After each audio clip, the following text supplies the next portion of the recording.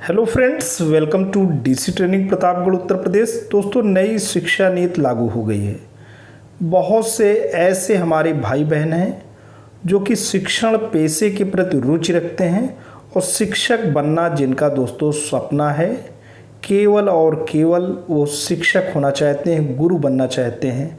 ऐसी स्थिति में ये जानना बहुत ही ज़रूरी हो जाता है कि नई शिक्षा नीति में शिक्षक की परिभाषा क्या है और नई शिक्षा नीति में शिक्षक का चयन का प्रारूप क्या है। दोस्तों, नई शिक्षा नीति आपके सामने है और ये कहती है कि शिक्षक वास्तव में बच्चों के भविष्य को आकार देते हैं, अतः हमारे राष्ट्र के भविष्य का भी निर्माण करते हैं। इस नेक योगदान के कारण ही भारत में शिक्षक समाज के सबसे ज़्यादा सम्मानित सदस्य थे और सिर्फ सबसे अच्छे और विद्वान ही शिक्षक बनते थे। विद्यार्थियों को निर्धारित ज्ञान, कौशल और नैतिक मूल्य प्रदान करने के लिए समाज शिक्षक या गुरुओं को उनके ज़रूरत की सभी चीज़ें देता था। अध्यापक शिक्षा की गुणवत्ता, भर्ती, पदस्थापन, सेवा शर्तें और शिक्षकों के अधिकार की स्थिति वैसी नहीं है जैसी होनी चाहिए। इसके परिणाम स्वरूप शिक्षकों की गुणवत्ता और उत्साह वांछित मानकों का प्राप्त नहीं कर पाता है। शिक्षकों के लिए उच्चतर दर्जा और उनके प्रति आदर और सम्मान के भाव को पुनर्जीवित करना होगा ताकि शिक्षण व्यवसाय में बेहतर लोगों को शामिल करने हेतु उन्हें प्रेरित किया जा सके। हमारे छात्रों और हमारे राष्ट्र के लिए सर्वोत्तम संभव भविष्य सुनिश्चित करने के लिए शिक्षकों की प्रेरणा और सशक्तिकरण की आवश्यकता है। अब बात करते हैं भर्ती और पदस्थापन। दोस्तों, क्या होगा? उत्कृष्ट विद्यार्थी ही विशेषकर ग्रामीण क्षेत्र से शिक्षण पेशे में प्रवेश कर पाएं या सुनिश्चित करने के लिए एक उत्कृष्ट 4 वर्षीय एकीकृत बीएड कार्यक्रम में अध्ययन के लिए बड़ी संख्या में मेरिट आधारित स्कॉलरशिप देश भर में स्थापित की जाएगी। तो दोस्तों, बहुत बड़ी बात है कि एक मेरिट आधारित स्कॉलरशिप पूरे देश भर में स्थापित की जाएगी, जो कि जिसका उद्देश्य क्या रहेगा? एक उत्कृष्ट 4 वर्षीय एकीकृत बीएड कार्यक्रम। बड़ी संख्या में मेरिट आधारित स्कॉलरशिप देश भर में स्थापित की जाएगी। ग्रामीण क्षेत्र में कुछ विशेष मेरिट आधारित छात्रवृत्ति को स्थापित किया जाएगा, जिसके तहत 4 वर्षीय बीएड डिग्री सफलतापूर्वक करने के बाद स्थानीय इलाकों में निश्चित रोजगार भी शामिल होगा। इस प्रकार की छात्रवृत्ति स्थानीय विद्यार्थियों, विशेषकर छात्राओं के लिए स्थानीय नौकरियों के अवसर प्रदान करेगी, जिससे कि ये विद्यार्थी स्थानीय क्षेत्र के रोल मॉडल के रूप में और उच्चतर योग्य शिक्षकों के रूप में सेवा कर सकें जो स्थानीय भाषा बोलते हों।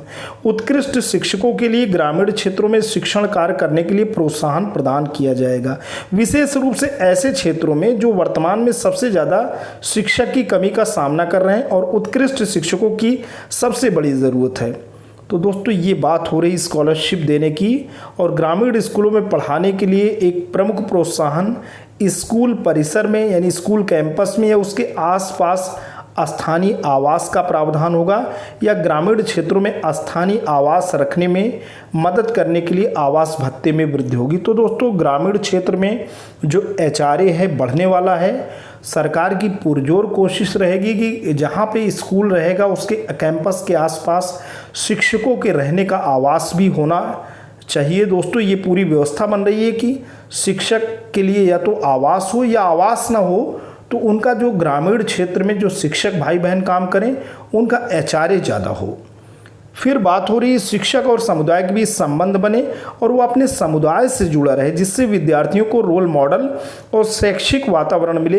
इसे सुनिश्चित करने के लिए अत्यधिक शिक्षक स्थानांतरण की हानिकारक प्रैक्टिस पर रोक लगाई जाएगी। राज्य और केंद्र शासित प्रदेश सरकारों द्वारा निर्धारित तरीके से स्थानांतरण बहुत ही विशेष परिस्थितियों में किए जाएंगे।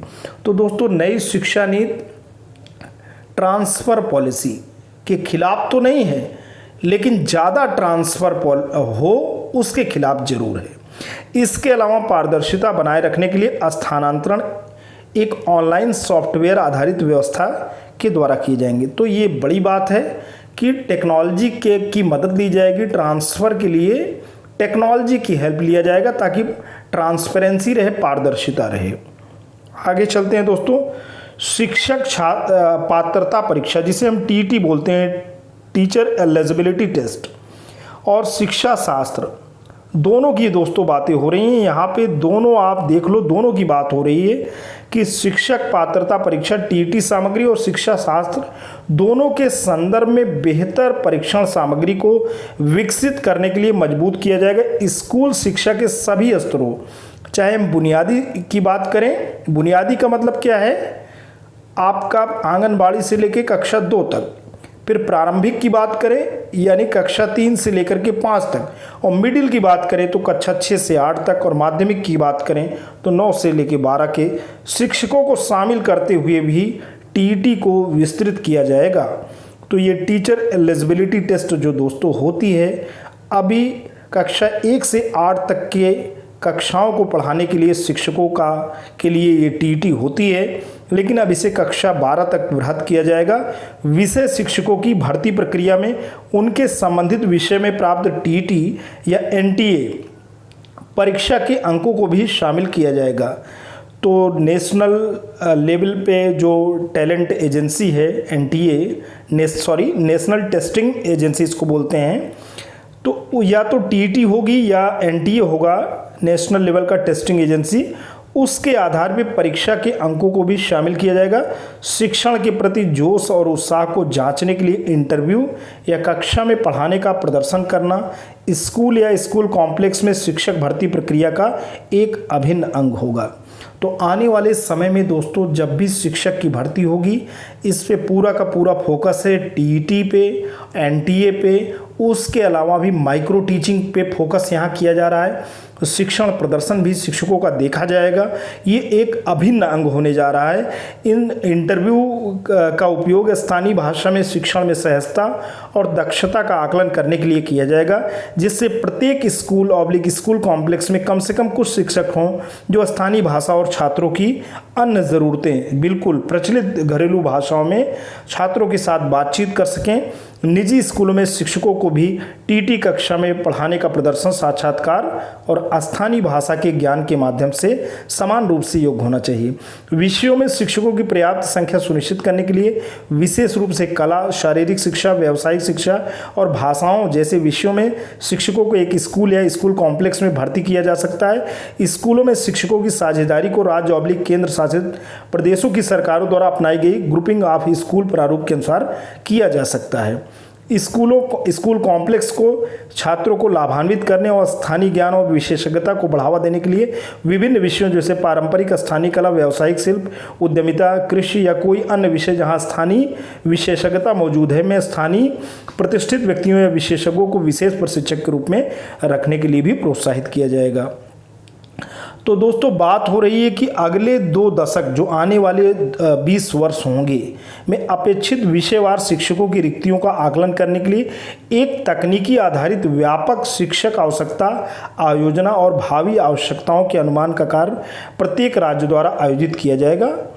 भर्ती और पदस्थापन में ऊपर बताई गई सभी नई पहलों को समय के साथ जरूरत के मुताबिक बढ़ाया जाएगा, जिसका उद्देश्य सभी रिक्त पदों पर स्थानीय शिक्षकों सहित योग्य शिक्षकों को नीचे वर्णित करियर प्रबंधन और प्रगति के लिए उपयुक्त गुणवत्ता प्रोत्साहन सहित भर्ती करना होगा।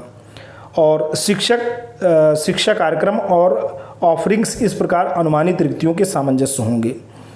तो सेवा काल के दौरान कार्य संस्कृति भी दोस्तों देखनी होगी कि स्कूलों के काम के वातावरण और संस्कृतियों में आमूलचूल परिवर्तन करने का प्राथमिक लक्ष्य शिक्षकों की क्षमताओं को अधिकतम स्तर तक बढ़ाना होगा, ताकि वे अपना काम प्रभावी ढंग से कर सकें और यह सुनिश्चित हो सके कि वे शिक्षकों, छात्रों, अभिभावकों, प्रधानाध्यापकों और अन्य सहायक कर्मचारियों के एक समावेशी समुदाय का हिस्सा बन सकें, जिनका एक कॉमन लक्ष्य यह सुनिश्चित करना होगा कि सभी बच्चे सीख रहे हैं। तो दोस्तों पूरा का पूरा फोकस बच्चों के लर्निंग पे है। इस दिशा में पहली आवश्यकता स्कूलों में सब और सुखद कार्य स्थिति सुनिश्चित करने की होगी। यह सुनिश्चित करने के लिए स्कूलों में पर्याप्त और सुरक्षित भौतिक संसाधन, शौचालय, स्वच्छ पेयजल, सीखने के लिए स्वच्छ और आकर्षक स्थान, बिजली, कंप्यूटिंग उपकरण, इंटरनेट, पुस्तकालय और खेल और मनोरंजन के साधन मुहैया कराने होंगे, ताकि स्कूलों के शिक्षक और छात्र सभी जेंडर के छात्र और दिव्यांग बच्चों सहित एक सुरक्षित, समावेशी और प्रभावी शिक्षण वातावरण प्राप्त कर सकें और उनके स्कूलों में पढ़ाने और सीखने के लिए सुविधाजनक और प्रेरित महसूस कर सकें। सेवाकालीन प्रशिक्षण में स्कूलों में कार्यस्थल पर सुरक्षा, स्वास्थ्य और पर्यावरण पर इनपुट होंगे ताकि यह सुनिश्चित किया जा सके कि सभी शिक्षक इन आवश्यकताओं के प्रति संवेदनशील हों। प्रभावशाली स्कूल प्रशासन संसाधनों की साझेदारी और समुदाय के निर्माण के लिए राज्य/संघ राज्य क्षेत्र की सरकारी स्कूल कॉम्प्लेक्स या स्कूलों के वैज्ञानिकीकरण, स्कूलों तक पहुंच को कम किए बिना जैसे उन्नतशील प्रारूप अपना सकती हैं। उदाहरण के लिए स्कूल कॉम्प्लेक्स का निर्माण जीवन शिक्षक समुदायों के निर्माण की दिशा में एक लंबा रास्ता तय कर सकता है। स्कूल परिसरों में शिक्षकों को काम पर रखने से विद्यालय परिसर में स्कूलों के बीच संबंध स्वतः बन सकते हैं। यह शिक्षकों के उत्कृष्ट विषयवार वितरण को सुनिश्चित करने में भी मदद करेगा, जिससे एक अधिक जीवंत शिक्षक ज्ञान का आधार बनेगा। बहुत छोटे स्कूलों में शिक्षक अब अलग थलग नहीं रहेंगे और बड़े कॉम्प्लेक्स समुदायों के साथ काम कर सकते हैं और सर्वोत्तम व्यवहारों को एक दूसरे के साथ साझा कर सकते हैं और सामूहिक रूप से और सहयोगी रूप से सुनिश्चित करने के लिए काम करेंगे कि सभी बच्चे सीख रहे हैं। शिक्षकों को आगे बढ़ाने और सीखने के लिए प्रभावी सामुदायिक वातावरण बनाने में मदद करने के लिए स्कूल कॉम्प्लेक्स परामर्शदाताओं, प्रशिक्षित सामाजिक कार्यकर्ताओं, तकनीकी और रखरखाव कर्मचारियों आदि को भी साझा कर सकें। तो दोस्तों पूरी की पूरी कवायद ये चल रही कि स्कूल का जो एक इंडिविजुअल कॉन्सेप्ट है उससे हटाकर एक स्कूल कॉम्प्लेक्स का निर्माण होगा, जहां सभी विषयों के शिक्षक होंगे, सभी अपने ज्ञान को साझा करेंगे। ज्ञान जो इंटैक्ट है, जी हाँ दोस्तों, ज्ञान एक इंटैक्ट है, अभिन्न है, एक समूचा है और उसकी तमाम शाखाएँ हैं। तो तमाम जो शिक्षक जो कॉम्प्लेक्स होंगे, विद्यालय कॉम्प्लेक्स, वहाँ कई विषयों के शिक्षक एक साथ रहेंगे, अपने ज्ञान को शेयर करेंगे, साझा करेंगे और पूरी तरीके से समुदाय के बीच में ये शिक्षक रहेंगे और समुदाय भी इनसे लाभान्वित होगा। तो दोस्तों ये रही शिक्षक की परिभाषा और शिक्षक का कैसे पदस्थापन होना है और कैसे इनकी भर्ती होनी है और कैसे विद्यालय का स्वरूप होगा। तो दोस्तों आज के लिए इतना ही। ये वीडियो अगर आपको अच्छा लगा हो तो प्लीज़ इसे लाइक करना, चैनल पर कमेंट करना। लेकिन अगर आप डीसी ट्रेनिंग प्रतापगढ़ उत्तर प्रदेश की इस खूबसूरत यूट्यूब चैनल पर नए हैं तो प्लीज़ इसे सब्सक्राइब करें।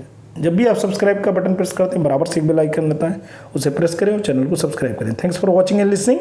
This is Jayaprakash Dubey signing of.